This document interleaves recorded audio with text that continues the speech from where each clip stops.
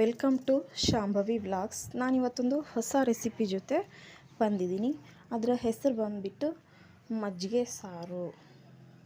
ಅದಕ್ಕೆ ಬೇಕಾಗೋ ಪದಾರ್ಥಗಳು ನಾನಿಲ್ಲಿ ಒಂದು 4 ಹಸಿಮೆಣಸಿನ್ಕಾಯನ್ನು ತೊಗೊಂಡಿದ್ದೀನಿ.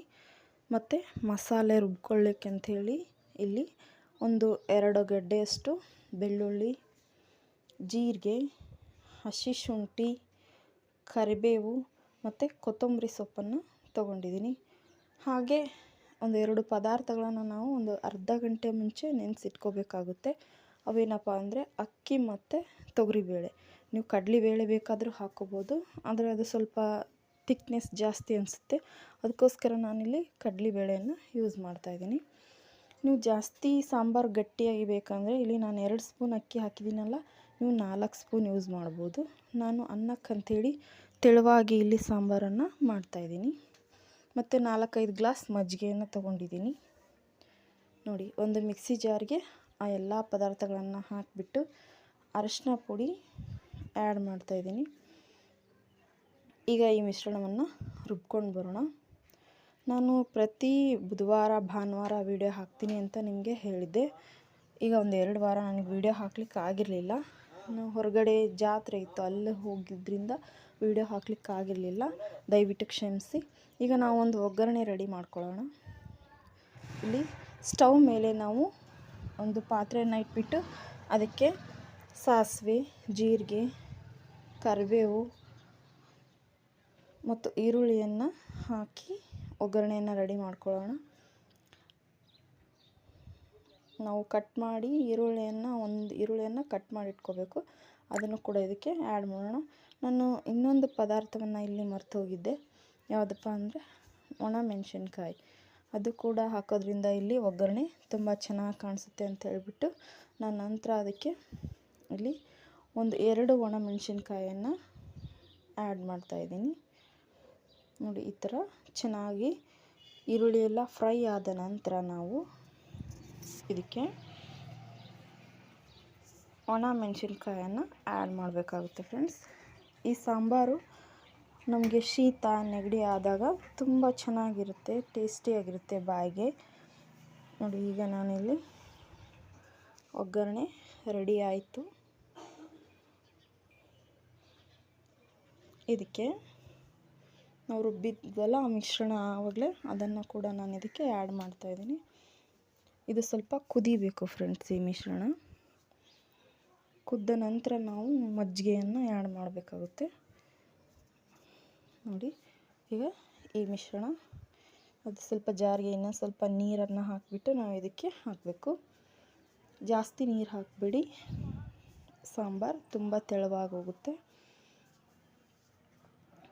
ಈಗ ಈ ಮಿಶ್ರಣಕ್ಕೆ ನಾವು ಮಜ್ಜಿಗೆಯನ್ನು ಹಾಕಬೇಕು.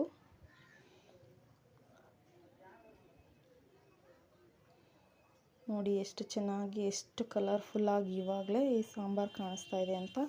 ನೀವು ಕೂಡ ಮನೆಯಲ್ಲಿ ದಿನಾಲು ಬೇಳೆ ಸಾಂಬಾರು, ಟೊಮೆಟೊ ಸಾಂಬಾರು ತಿಂದು ಬೇಜಾರಾಗಿದ್ದರೆ ಈ ಥರ ಸಾಂಬಾರನ್ನು ಮಾಡಿಕೊಂಡು ತಿನ್ನಿ. ತುಂಬ ಚೆನ್ನಾಗಿರುತ್ತೆ ಮತ್ತು ಬೇಗ ಕೂಡ ಆಗುತ್ತೆ.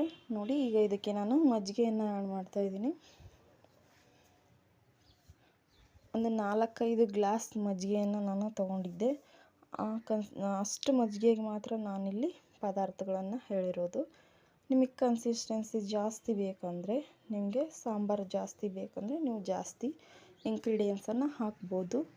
ಕಡಿಮೆ ಬೇಕಂದರೆ 1-2 ಗ್ಲಾಸ್ ಮಜ್ಜಿಗೆ ಬೇಕಂದರೆ ಸ್ವಲ್ಪ ಇಂಗ್ರೀಡಿಯೆಂಟ್ಸ್ ಕೂಡ ಹಾಕ್ಬೋದು.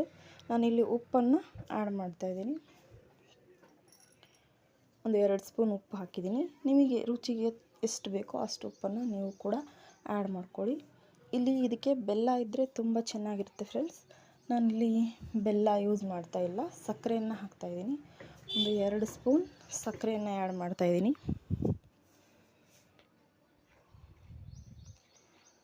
ನೋಡಿ, ಈಗ ಅದನ್ನು ಚೆನ್ನಾಗಿ ಕೈ ಆಡಿಸಿ ನಾವು ಸ್ವಲ್ಪ ಹೊತ್ತು ಮುಚ್ಚಳ ಮುಚ್ಚಿ ಹಾಗೆ ಪಾತ್ರೆಯನ್ನು ಕೈ ಬಿಟ್ಬಿಡಬೇಕು. ಅದು ಚೆನ್ನಾಗಿ ಕುದಿಬೇಕು ಸಾಂಬಾರು. ಈಗ ಇದಕ್ಕೊಂದು ಮುಚ್ಚಳವನ್ನು ಮುಚ್ಚೋಣ. ಚೆನ್ನಾಗಿ ಅದು ಕುದಿ ಬಂದ ನಂತರ ನಾವು ಅದನ್ನು ಓಪನ್ ಮಾಡಬೇಕು. ನೋಡಿ, ಇದಕ್ಕೊಂದು ಮುಚ್ಚಳವನ್ನು ಮುಚ್ಚಿ ಒಂದು 5 ನಿಮಿಷ ಹಾಗೆ ಬಿಡಿ. ನೋಡಿ ಈಗ ಎಷ್ಟು ಚೆನ್ನಾಗಿ ಕುದಿ ಬರ್ತಾಯಿದೆ. ಇದು ಉಕ್ಕಿ ಹೋಗೋ ಚಾನ್ಸ್ ಇರುತ್ತೆ ಫ್ರೆಂಡ್ಸ್. ಇದನ್ನ ಸ್ವಲ್ಪ ನೋಡಿಕೊಂಡು ಕೈ ಆಡಿಸ್ಕೊಂಡು ಅಲ್ಲೇ ಇರಿ.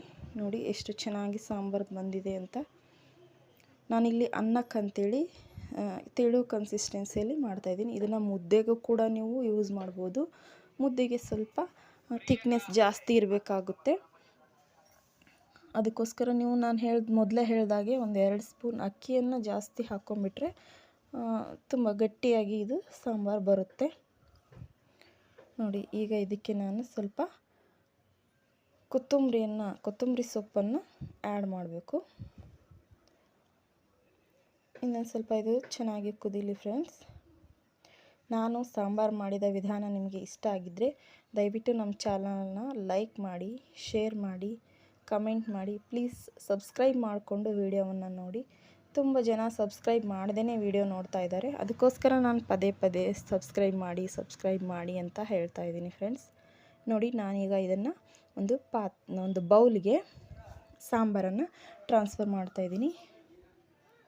ನೋಡಿ ಎಷ್ಟು ಚೆನ್ನಾಗಿ ಸಾಂಬಾರು ಬಂದಿದೆ. ಅಲ್ಲಿ ಪಾತ್ರೆಯಲ್ಲಿ ಎಷ್ಟು ಚೆನ್ನಾಗಿ ಸಾಂಬಾರು ಕುದಿ ಬರ್ತಾ ಇದೆ ನೋಡಿ.